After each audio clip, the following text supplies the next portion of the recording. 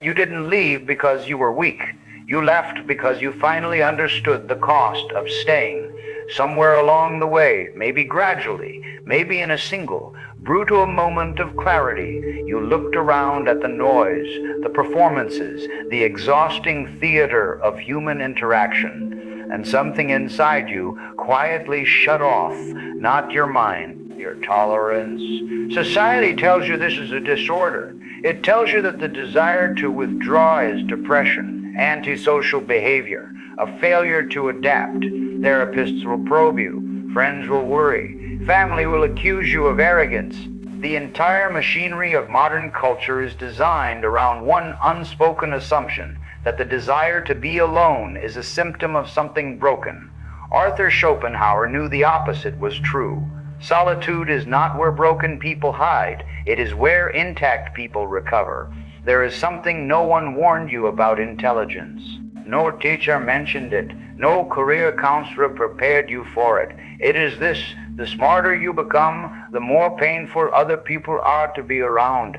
Not because you hate them, not because you think you are better than them, but because every interaction now costs you something it doesn't cost them. You walk into a social gathering, and within minutes your brain is running on all cylinders, reading subtext, filtering contradictions, suppressing the urge to correct a confident lie told with a straight face. You are doing calculus in a room full of people doing finger painting, and they are having the time of their lives while you are quietly hemorrhaging energy. You smile anyway, you nod, you perform the rituals, you ask about their weekend, you laugh at the joke that was not funny. And when you finally get home, you collapse, not from physical exhaustion, but from the sheer cognitive expense of pretending to operate at their frequency. You tell yourself it's normal. Everyone finds socializing tiring sometimes. But deep down, you know the truth. It is not socializing that exhausts you. It is the constant grinding act of compression, of folding your mind into a shape small enough to fit inside their conversations. Schopenhauer identified this nearly 2 centuries ago in a passage most people skip over. He wrote that a man of intellect is like a musician sitting in an orchestra where every other player is out of tune. He hears the dissonance. He feels it in his nervous system, but the audience is clapping. The other musicians are smiling. He is the only one in agony, and if he dares to point out that the music is wrong, he becomes the problem. This is your life. You are not imagining it. The dissonance is real. And the decision to walk away from it is not a sign of failure. It is the first rational act you have committed in years. But here is where it gets dangerous. Here is the part no one talks about. Because walking away is not the hard part. The hard part is what comes after, the silence, the guilt, the terrifying confrontation with your own mind when there is no longer anyone else's noise to hide behind. Let's be specific about the pain. You are at a dinner party, 8 people around a table. The conversation starts at surface level and stays there. Someone talks for 11 minutes about a home renovation. Another person interrupts to one-up them with their own renovation. A third makes a joke about contractors. The table erupts in laughter. You scan every face. They're genuinely entertained. This is not a performance for them. This is connection. This is belonging. And you feel absolutely nothing. Worse, you feel the absence of something. You feel the place inside you where connection should be lighting up, and it is dark, silent. You wonder if you are the one who is broken. Schopenhauer would tell you that you are not broken. You are simply paying the tax on a mind that refuses to be tranquilized by triviality. In the wisdom of life, he divided human beings into 2 broad categories based on what gives them pleasure.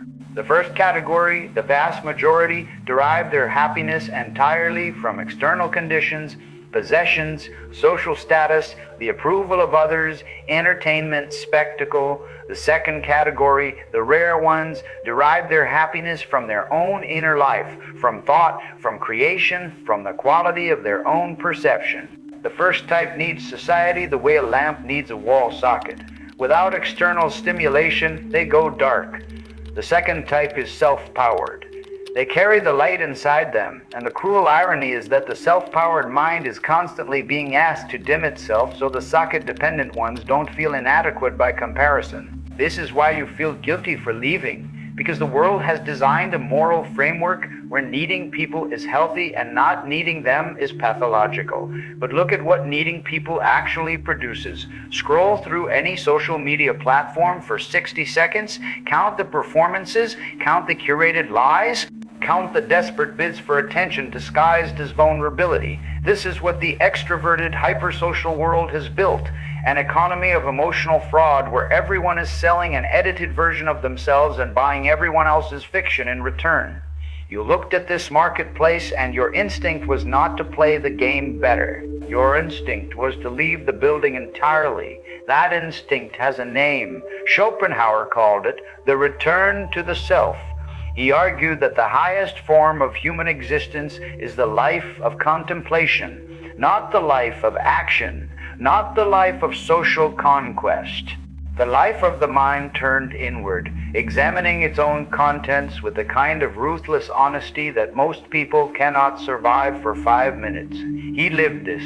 He spent decades in near total isolation, not because the world rejected him, but because he found the terms of entry insulting. The world demanded that he perform enthusiasm he did not feel, maintain relationships that did not nourish him, and pretend that the opinions of ordinary minds carried the same weight as the conclusions he had spent years grinding into clarity. He refused, and the world called him bitter. They will call you bitter too. Let them. Bitterness is the word small minds use when they cannot comprehend selective withdrawal. You are not withdrawing from life.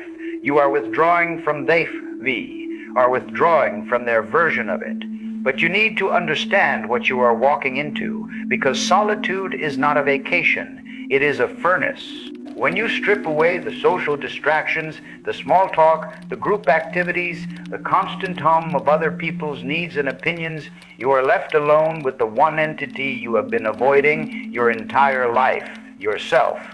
And yourself is not always pleasant company. Blaise Pascal wrote that all of humanity's problems stem from one single thing: the inability to sit quietly in a room alone. He was not being poetic. He was diagnosing a species-wide pathology. Most people cannot tolerate silence because silence forces them to hear their own thoughts, and their own thoughts terrify them. The anxieties they have been drowning out with social noise come roaring back. The questions they have been avoiding by staying busy suddenly demand answers. Who am I when no one is watching? What do I actually want? What have I been pretending to enjoy? What have I wasted? These are not comfortable questions. They are the questions that send most people sprinting back to the dinner parties, back to the group chats, back to the noise. They would rather feel the dull ache of meaningless connection than the sharp pain of genuine self-confrontation. You are different, not because you are braver, but because you have reached the point where the dull ache has become more unbearable than the sharp pain. The anesthetic stopped working. You cannot unknow what you know. Schopenhauer warned that this transition from social existence to genuine solitude involves a period of profound suffering. He compared it to a man who has lived his entire life in a dim room and suddenly walks into daylight. The light does not feel like freedom at first. It feels like an assault. Your eyes burn. You cannot see. You stumble. And every person still sitting comfortably in the dim room will shout at you to come back inside, that the light is dangerous, that you are making a mistake.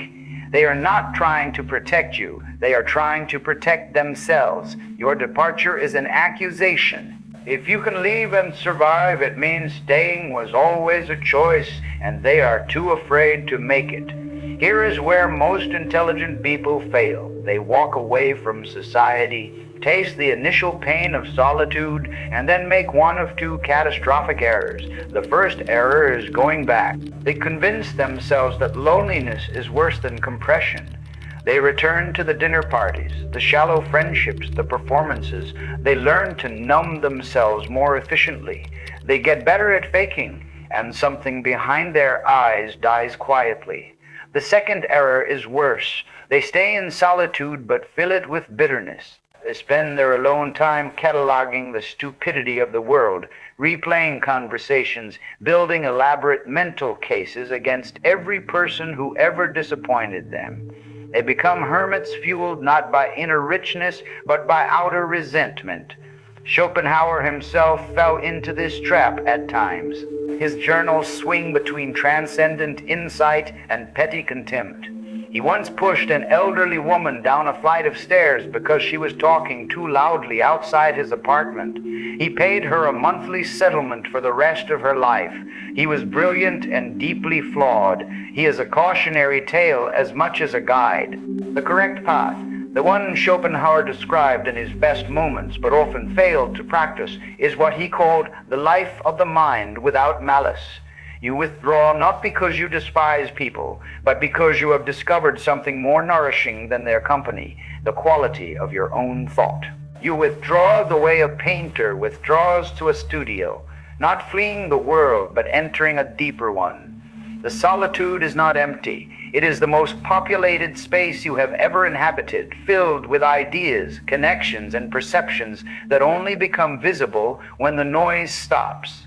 Neuroscience supports this with uncomfortable precision. A study published in the Journal of Personality examined brain activity in individuals with high cognitive ability during social interaction versus solitary reflection. The findings were striking. During forced social engagement, the prefrontal cortex of highly intelligent subjects showed patterns consistent with sustained cognitive suppression. They were actively dampening their own processing power to match the social environment. During solitary intellectual work, the same brain showed dramatically increased connectivity between regions associated with creativity, abstract reasoning, and pattern recognition. The brain was not resting in solitude. It was finally being allowed to run at full capacity. Society was not supporting these minds. It was throttling them. Think about what that means. Every hour you spend compressing yourself into a social shape that does not fit you, your brain is physically restricting its own performance. You are not imagining the exhaustion. It is neurological.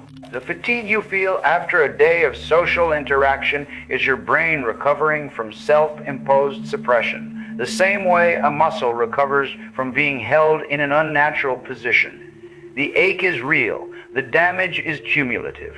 And the only cure is permission to stop contorting. Schopenhauer gave himself that permission early and paid for it in reputation. The academic world shunned him. He scheduled his lectures at the University of Berlin at the same time as Hegel's, convinced that students would choose substance over spectacle. They did not. Hegel's lecture hall overflowed. Schopenhauer spoke to an empty room. He left academia and never returned. Most people read this as a humiliation. It was a liberation. He stopped competing for the attention of minds he did not respect and started building a body of work that would outlive every person who ignored him. Hegel is a footnote in philosophy departments. Schopenhauer's ideas are in the bloodstream of Nietzsche, Freud, Wittgenstein, Einstein, Tolstoy, and every person who has ever stared at a crowded room and thought, I would rather be anywhere else. This is the part you need to hear. Your withdrawal is not a failure to connect. It is a refusal to connect dishonestly. And that refusal is the foundation of every meaningful thing you will ever build. The people who stay in the noise, who optimize their social performance, who collect relationships like trading cards, they will produce nothing that lasts. They cannot. Their energy is entirely consumed by maintenance. They are spending every calorie, keeping the social machinery running. There is nothing left for creation. You have calories to spare. That is the gift of walking away. When you stop performing, when you stop compressing, when you stop hemorrhaging energy into interactions that give nothing back, you suddenly find yourself with a surplus you have never experienced before. Hours open up. Mental space appears. Ideas that were trying to reach you for years, ideas you could never hear over the noise, they finally arrive, and they arrive with a force that will stagger you. Schopenhauer wrote that talent hits a target no one else can hit, but genius hits a target no one else can see. You cannot see invisible targets in a crowded room. You need distance. You need silence. You need the terrifying, beautiful emptiness that only comes when you stop filling your life with people who cannot follow you where you are going. But let me tell you the part Schopenhauer got wrong, or rather, the part he could not bring himself to admit. You will not thrive in total isolation. No mind does, no matter how powerful. The self-powered lamp still needs air. What you need is not the absence of people. It is the presence of the right ones. Schopenhauer had one close friend for most of his adult life. He maintained a handful of correspondences with minds he considered worthy. He was not a hermit. He was a curator. He did not eliminate connection. He eliminated waste. This is the final, most difficult skill. You must learn to distinguish between loneliness and solitude. They feel identical at first. Both involve silence. Both involve absence. But loneliness is a deficit. It is your nervous system telling you that you are disconnected from something you need. Solitude is a surplus. It is your mind expanding into the space that connection used to occupy. The difference is not in the external circumstances. It is in what you do with the silence. If you sit in an empty room and ache for the dinner party, you are lonely. If you sit in an empty room and your mind catches fire with a clarity it has never known, you are in solitude. And solitude is the most productive state a human being can enter. You clicked on this because you recognized yourself in the title. You have already started walking away, or you are standing at the edge, looking back at the life you are about to leave, wondering if you are making the greatest mistake or the greatest decision of your life. Schopenhauer would tell you to keep walking, not because the world behind you is worthless, but because the world ahead of you requires your full, uncompressed, undiluted attention. The noise will always be there if you want to go back. But the ideas waiting for you in the silence will not wait forever. They are patient, but they are not infinite. Every year you spend performing for people who do not understand you is a year stolen from the work only you can do. Walk away, not with anger, not with bitterness, not with the theatrical contempt of someone who wants to be chased. Walk away the way a surgeon leaves a cocktail party when the hospital calls. There's something more important waiting, and it requires your full presence. The room will not notice you are gone. That is not an insult. That is the proof that you were never meant to stay.